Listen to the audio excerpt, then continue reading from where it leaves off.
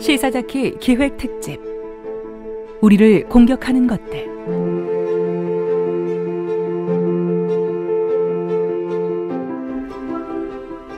시사자키가 서울시와 공동으로 기획한 생명사랑 캠페인 우리를 공격하는 것들. 그동안 총 9차례에 걸쳐서 2018년 한국 사회를 살고 있는 우리를 죽음으로 몰고 가는 여러 문제들 하나하나 조명해 봤는데요. 오늘 그 마지막 시간이고요. 오늘은 자살. 그런데 예방할 수 있습니다. 이런 제목을 좀 붙여봤습니다. 지극히 개인적 선택이라고 보이는 자살. 그렇지만 따지고 보면 이건 사회적 문제이고요. 예방도 충분히 가능하다. 이런 주제입니다. 한국자살예방협회 사무총장 맡고 계시죠. 경희대병원 정신건강의학과의 백종우 교수 스튜디오에 나오셨습니다. 어서 오십시오, 교수님. 네, 안녕하십니까. 우리가 OECD 국가 자살률 1등 그랬는데 리투아니아가 1등이고 우리가 2등 됐다면서요? 네, 맞습니다. 1등이라는 게 연평균 어느 정도고 자살률을 보통 어떻게 10만 명당 몇 명 이렇게 하나요? 예, 보통 일반적으로 계산하는 게 이제 10만 명당 몇 명 이렇게 하는데 저희가 한 10만 명당 25명이고요. 이게 IMF 이후에 급증해가지고 특히 2011년에는 31명까지 갔었습니다. 그 동안 이제 2003년 이후에 OECD에서 계속 1위였다가 저희가 물론 잘해서 조금 떨어지기도 했습니다. 그 이후에 2011년 이후에 감소하면서 작년에는 이제 12,463명이 네. 자살로 사망했고요. 리투아니아가 저희보다 살짝 높아서 이제 2위로 내려갔습니다. 그 1년 내 12,400여 명이 스스로 목숨을 끊는다? 맞습니다. 이 숫자라는 게 10만 명당 25명이다. 그러면 99,975명은 자살로 사망하지 않는다는 거니까 굉장히 낮아 보이거든요. 근데 1년에 우리나라 전체의 사망자가 28만 명입니다. 근데 그중에 12,463명이 자살입니다. 그러면 23명 중에 한 사람의 국민이 자살로 사망하고 있다는 굉장히 놀랍고 네. 심각한 상황입니다. 연령대별 변화나 이런 것들은 어떻습니까? 연령대별로는 10대에서 30대까지는 사망 원인의 1위가 자살이고요. 그래요. 예, 그다음에 이제 40대, 50대는 사망 원인의 2위인데 이 연령대가 우리나라에서 인구가 제일 많지 않습니까? 예. 사망자 수는 1등입니다. 제일 많은 분들이 40, 50대에 돌아가시는데 60대 이상은 65세 이상의 노인층은 비율로 따지면 10만 명당 비율은 또 1등입니다. 아이고. 그래서 모든 연령대에 하나씩 1등이 있다라고 얘기할 수 있습니다. 그러니까 모든 연령대에 자살이 많다네요. 특정 연령대가 위험하다가 아니고. 그래도 상대적으로 청소년 자살은 OECD 국가 중에서는 한 중간 정도. 한 명도 있어서는 안 되겠지만 그런 상황이긴 합니다. 그나마 청소년 자살 비율만 국제 평균에서는 네네. 조금 낮고 네네, 나머지는 다 압도적으로 높은. 상당히 높습니다. 특히 노인 비율은 네. 한국 때문에 표를 이만큼 더 그려야 될 상황입니다. 그 국가 비교 이미 얘기가 나왔으니까 네네. 자살률이 높은 국가와 그렇지 않은 국가의 사회적 특징 같은 것도 분석이 돼 있겠죠. 거기에 대해서 굉장히 여러 연구가 있는데요. 이 자살이라는 게 매우 복잡한 현상입니다. 그래서 한두 가지로 설명이 안 됩니다. 예를 들어 경제적 지표, 실업, 해고 이런 한두 가지로는 설명이 안 되는데 1위인 리투아니아도 저희하고 좀 비슷한 게 이제 독립 이후에 1999년에 독립하고 경제적 발전이 생기고 민주화가 되면서 사회 변화가 급격히 이루어지고 또 이 나라가 특별히 이제 알코올 소비량이 또 굉장히 높은 특징이 있습니다. 국민 행복 지수가 낮고 여기까지가 저희하고 상당히 유사하거든요. 그래서 이게 아마도 대가족과 같은 가족 공동체가 해체돼 가는 상황인데 아직 이제 사회 안전망은 부실하고 또 정신과적인 치료나 이런 데에 대한 편견은 높고 네. 이럴 때 자살이 높다 이렇게 말씀드릴 수 있는 것 같습니다. 사회가 급격히 변한다는 것 자체가 모든 사회 성원한테 스트레스를 주는 거거든요. 맞습니다. 그런데 그 스트레스를 해소할 만한 안전망이나 공동체는 없고 네. 부족하고 네. 그게 또 술로 풀고 네. 이러다 보면 자살률이 높아지더라. 네.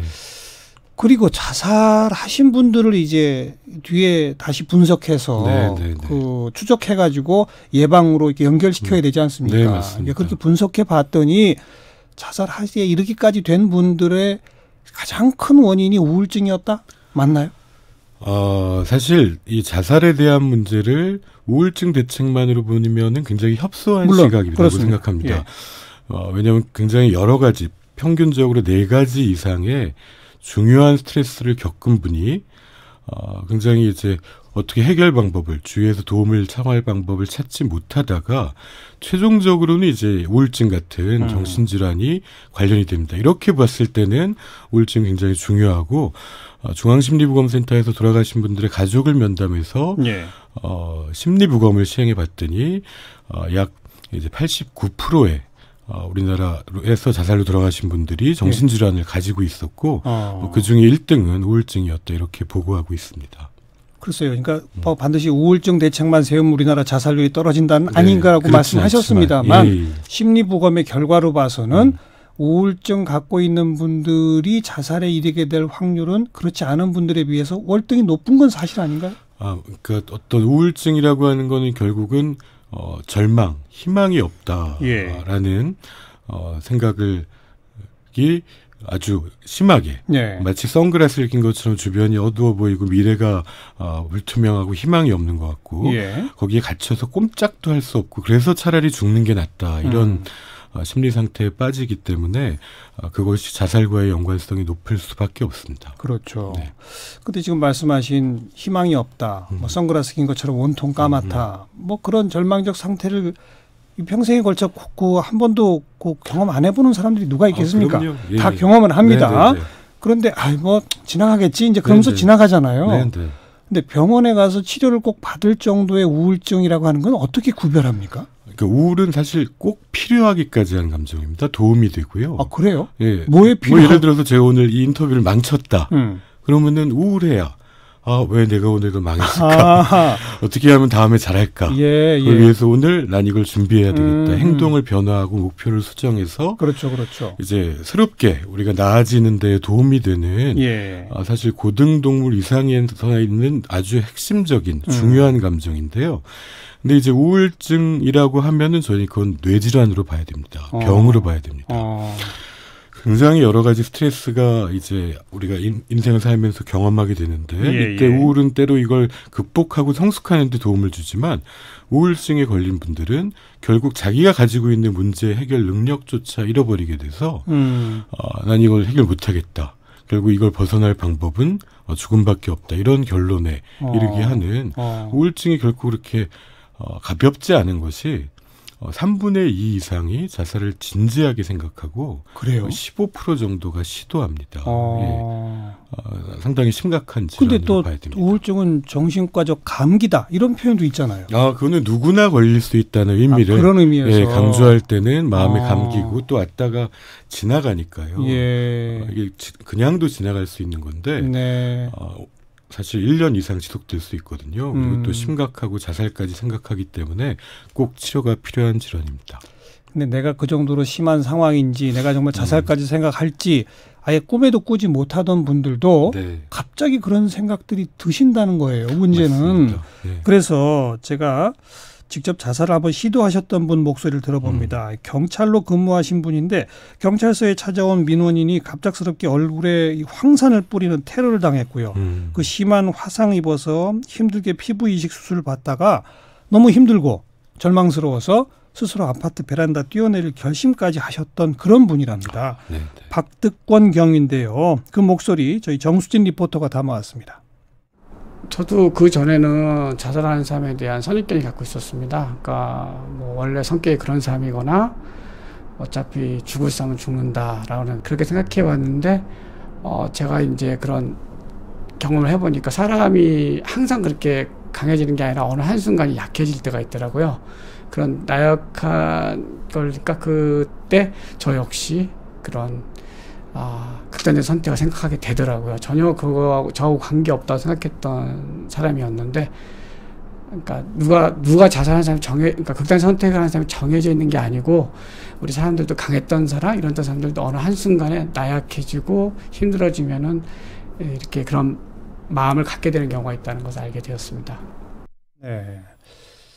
참 충격적인 얘기인데, 바로 이 마지막 멘트. 강했던 사람도 한순간 나약해지고 힘들어지면 자살의 마음을 갖게 된다. 바로 이 대목을 들으면 이게 예방이 불가능한 것 같은데요. 그렇지 않습니다. 사실 우울증이든 또 자살이든 여러 연구에서 밝혀진 건 특별히 누가 아니다. 거꾸로는 누구든 올 수 있다는 겁니다. 네. 예, 네. 그 점은 맞습니다. 네. 그리고 이렇게 지금 본인이 경험하신 분이 음. 이렇게 목소리를 내주시는 거는 정말 인식 개선에 도움을 줄 수 있는 예. 정말 훌륭한 말씀인데요. 예. 근데 이 자살을 생각하는 분들이 자살을 생각에서 넘어서 계획을 짜고 결정하는 데까지는 시간이 걸립니다.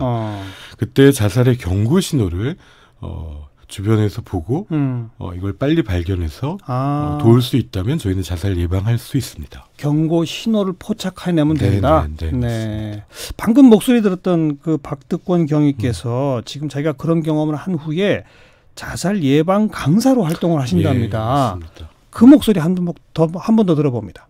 그 시그널을 자살 생각하면 시그널 브랜드라는 얘기가 있습니다. 그래서 자살 생각하냐고 물어보라고 하고 있습니다. 제가 수험생 아빠거든요. 올해 고3 아빠인데 잘 생각해보면 저희 딸이 계속 힘들다, 죽고 싶다 이런 얘기를 하고 있었어요. 근데 제가 이제 설마 하는 마음이 있었죠.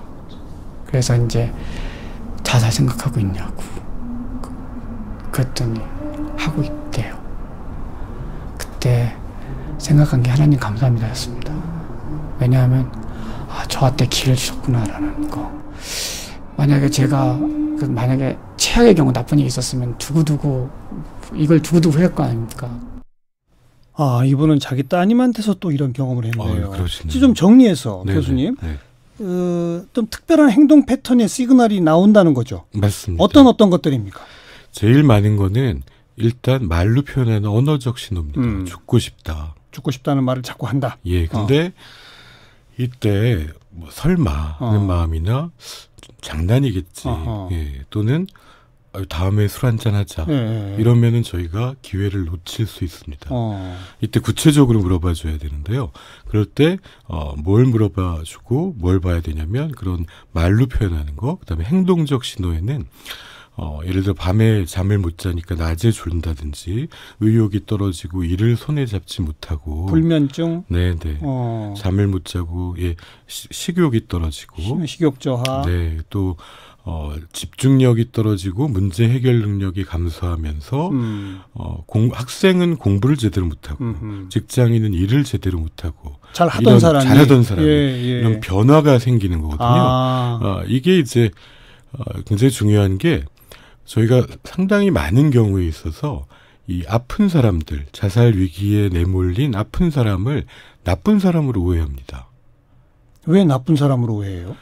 예를 들어 일 잘하다가 갑자기 못하니까 일을 못하고 진행이 안 되고 하면 상사 입장에서 알겠습니다. 화가 나서 지적을 하게 되고 그러면 그 사람은 더 움츠러들여서 본인이 얼마나 괴롭고 자살을 생각하는지를 표현하지 못하게 되는 것입니다. 그러니까 힘들어하는 것 같다 싶을 때 증상이 언어적으로든 행동적으로든 나타나면 그걸 포착했어요.